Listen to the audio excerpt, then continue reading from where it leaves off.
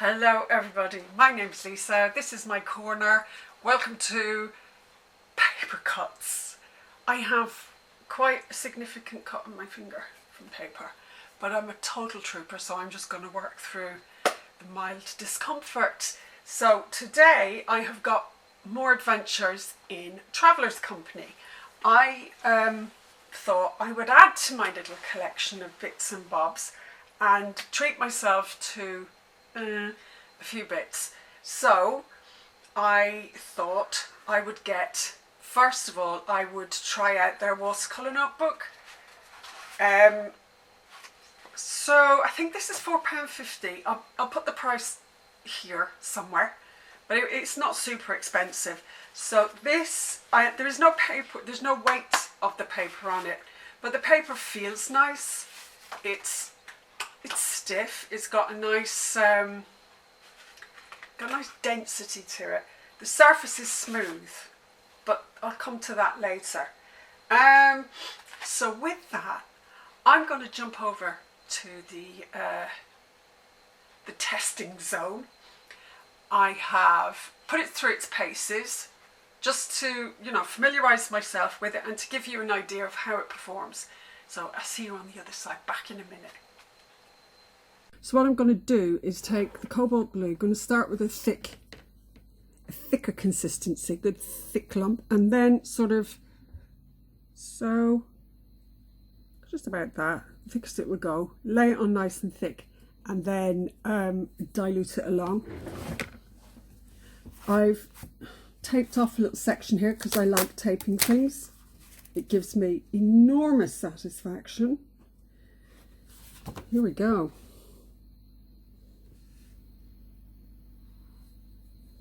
So there isn't much tooth on the surface, it's a smooth tooth, so it's not like a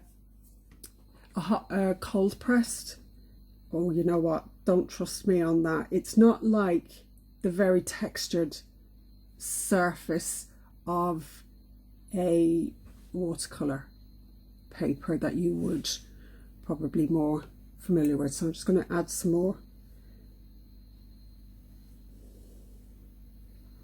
And I get loads on it now. Really test run it.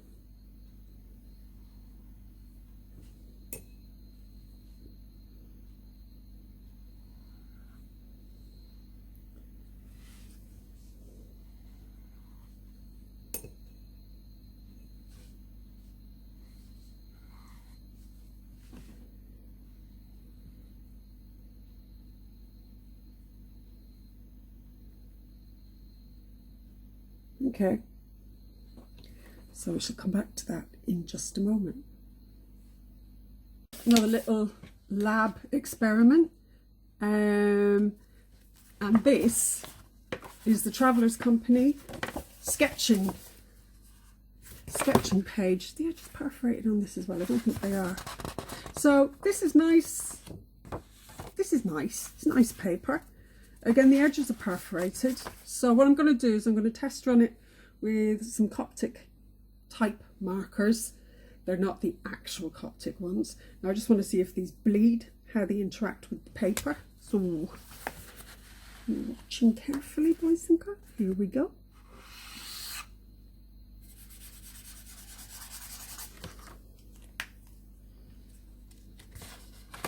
Yeah, that bleeds, look at that bleeds, and it's actually marked the other page. So there's a no on that.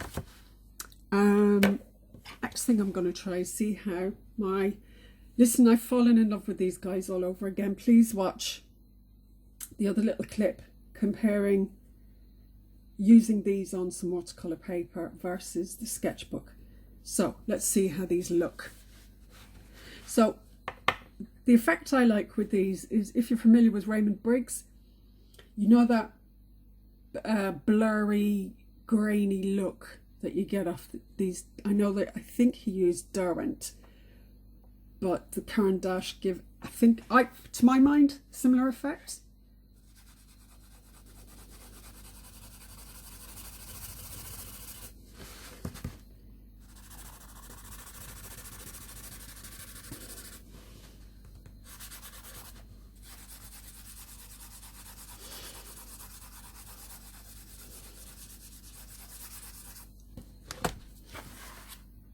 That's okay actually. That's not half bad.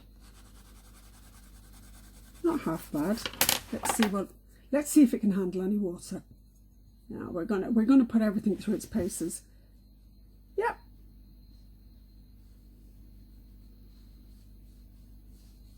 Yeah, it can.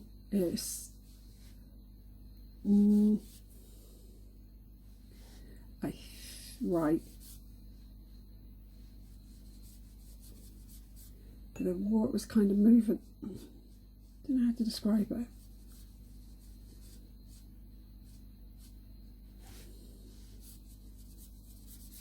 Okay, I'll compare it to the other stuff. So there's that experiment. Okay, here we are back in here with me. So my thoughts on it all, and I've done a few other things. No. Short answer. Not great. I think it's a stretch to call this watercolour paper, to be honest. It doesn't perform as I would expect a watercolour to perform. The gouache is really patchy and streaky. The Caran D'Ache pencils, the watercolour pencils, patchy, streaky. I'll talk about that pen afterwards. Now, to compare and contrast, it's like, as you saw me, I used some cold pressed watercolour, and there's a massive difference. The vibrancy.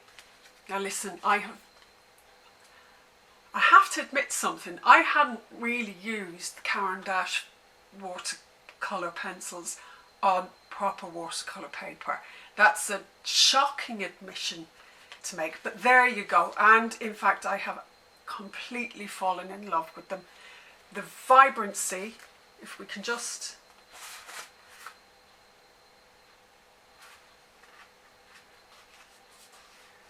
I think there's a difference. The subtlety and the nuance when the pencils is really diluted with a lot of water. It's smooth, it gradiates beautifully.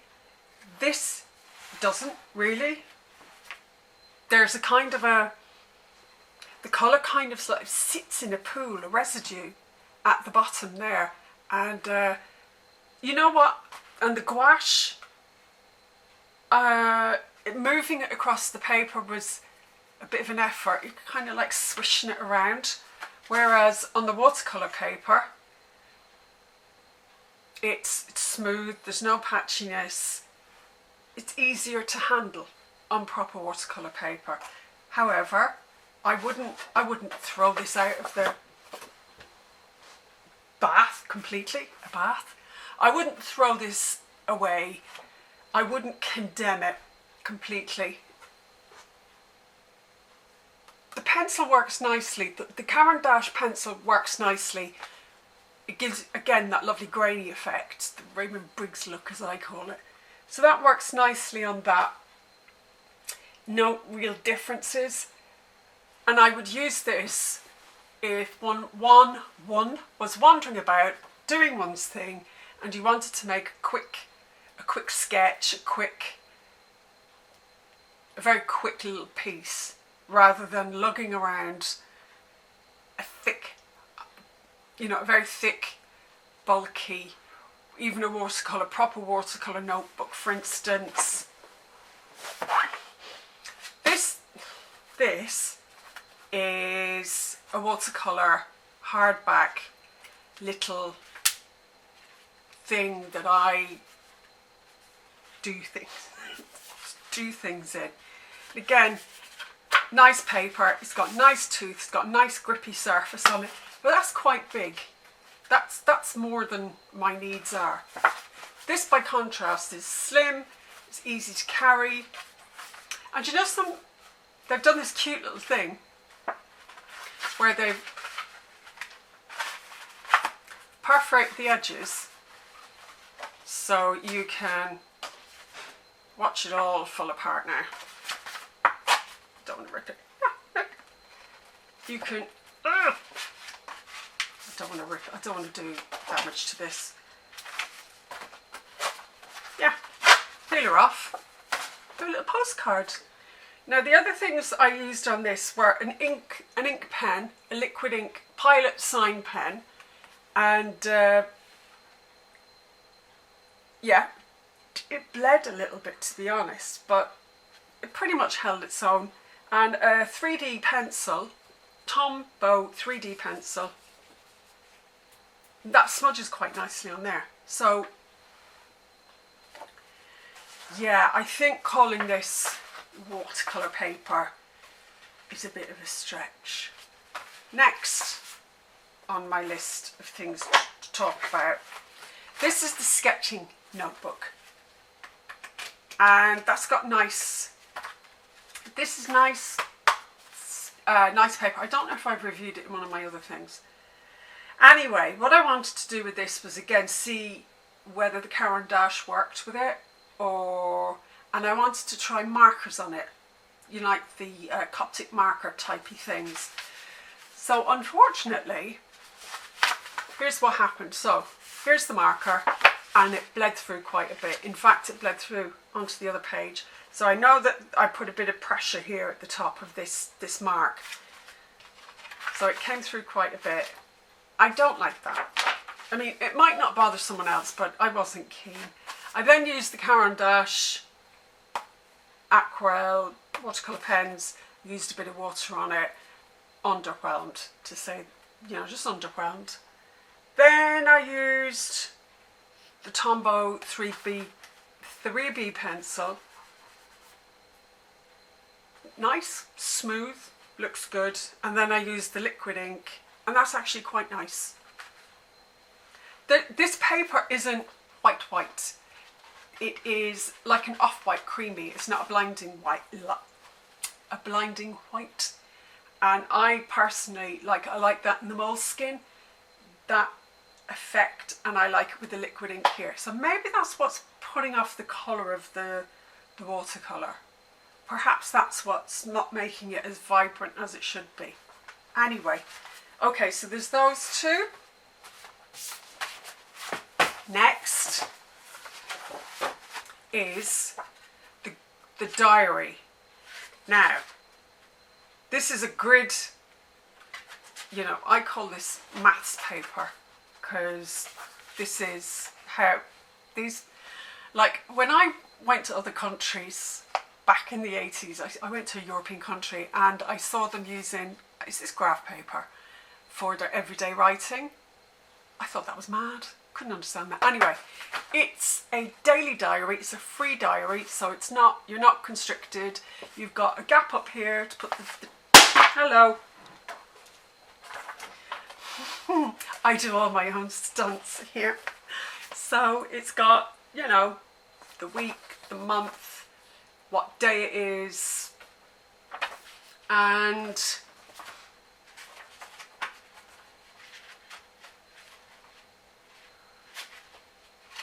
yeah, so you're free to do what you want. There's this thing here where it's got,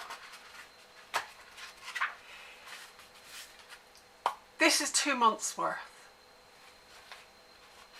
So there's that. So on the front page, you've got it listed 1 through to 31, day by day. And then each day is a page. So you're free to, that's quite generous. I think this was £4.50. 2 months. I'm going to see how it goes. I'm going to see how much use I get out of it, whether I like it or not. And I did something I swore I really wouldn't do. I got stickers, but we're going to move past that. We're not going to get into that right now. Don't judge me.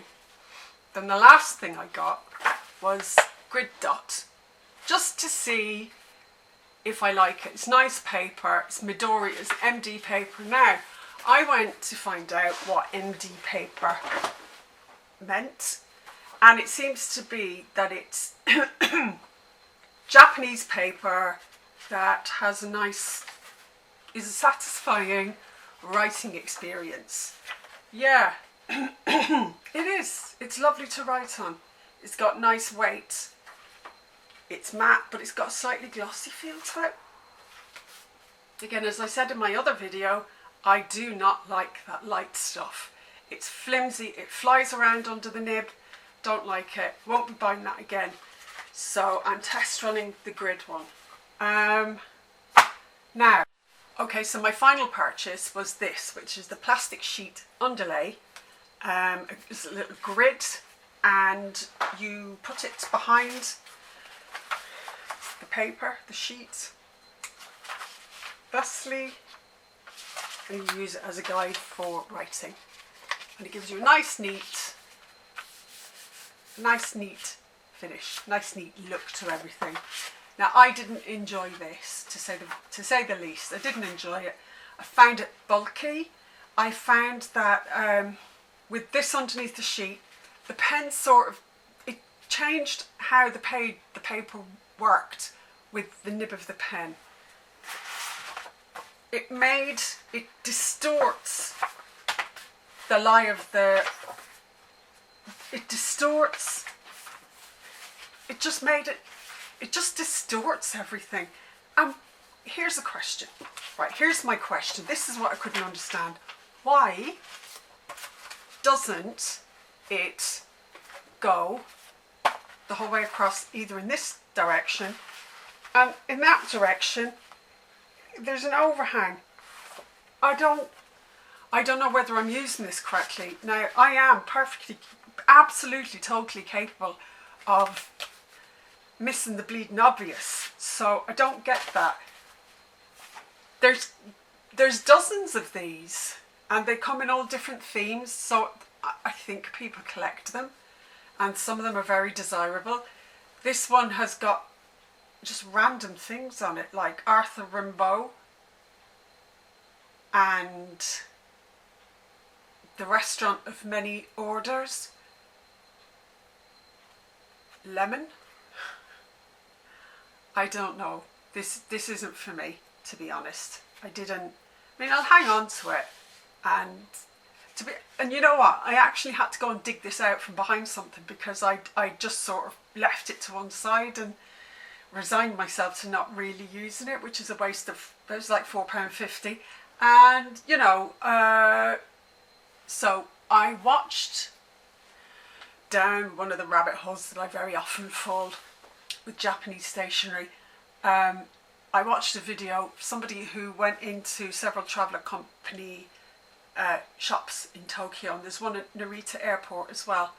And you can stamp your notebooks in all the places that you visit, and you can get little brass tags to hang off stuff, and it's a whole thing. I'm a bit basic.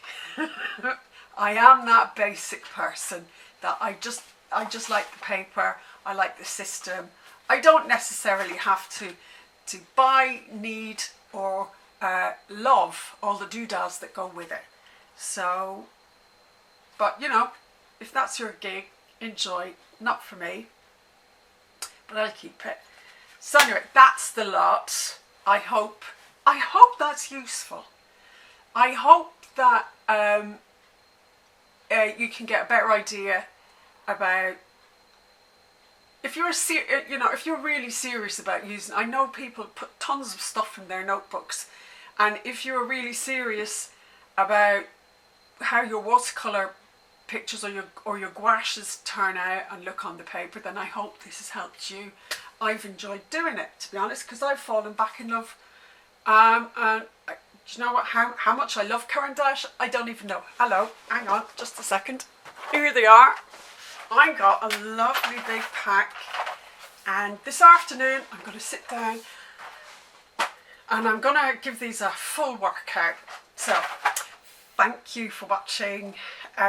Leave your comments and ideas, and you know what, if you want to share your stuff that you've used your Travellers Company for, please do. I'd love to hear from you, because I know people are so creative with these things. I'd really love to see what people are doing.